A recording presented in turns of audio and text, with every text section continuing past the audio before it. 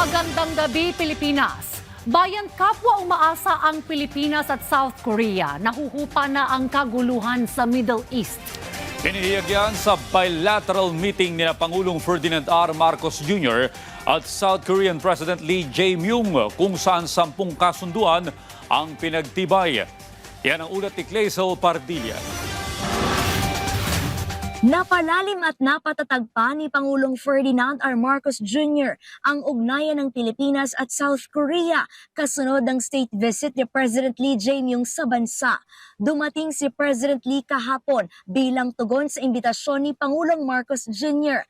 kasama ng Korean leader si First Lady Kim Hye-ya na mainit na sinalubong ni Pangulong Marcos at First Lady Liza Araneta Marcos sa Malacanang. First time ni Lee sa Pilipinas at unang pagdalaw matapos maging epektibo ang free trade agreement sa pagitan ng Pilipinas at South Korea noong December 31, 2024. Kasabay ito ng ika-77 anibersaryo ng diplomatikong relasyon ng dalawang bansa na nagsimula noong 1949. Naging siksik ang aktibidad ng dalawang leader kahapon mula sa arrival honors at signing of guest book na simbolo ng opisyal na pagtanggap at pagbibigay pugay ni Pangulong Marcos kay President Lee. Nagsagawa agad ng bilateral meeting ang dalawang leader. Binigyan diin ni Pangulong Marcos ang magandang ugnayan ng dalawang bansa mula pa noong Korean War at patuloy na strategic partnership.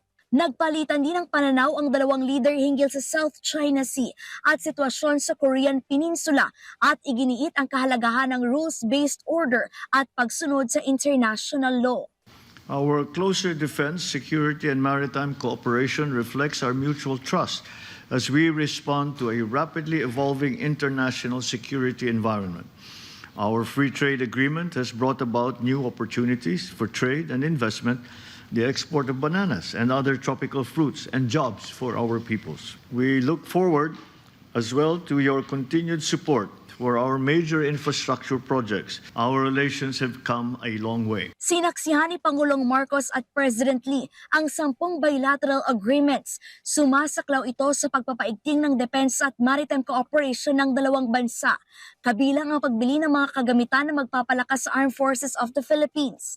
Pagpapatibay ng kooperasyon sa pagitan ng Philippine National Police at Korean National Police Agency, digital cooperation, teknolohiya, innovation at agrikultura, mga kasunduan sa trade at investment at intellectual property, partnerships sa edukasyon at kultura, kabilang ang special program in foreign language at mga programa para sa mga veterano at bayani. Refleksyon ito ng hangarin na mapatatag ang pagtutulungan sa larangan ng seguridad, ekonomiya at people-to-people ties. We agree that we have made significant strides in advancing and deepening our bilateral cooperation towards the attainment of our mutually beneficial goals.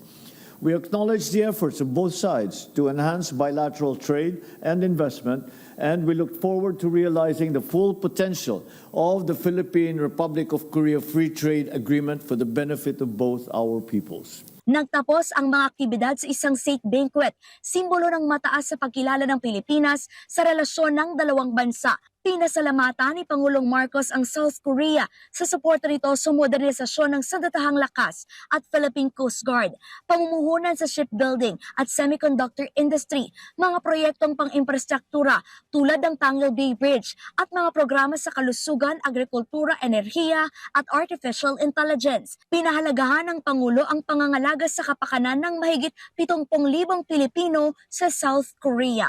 Clazel Pardilla para sa Pambansang TV sa Bagong Pilipinas.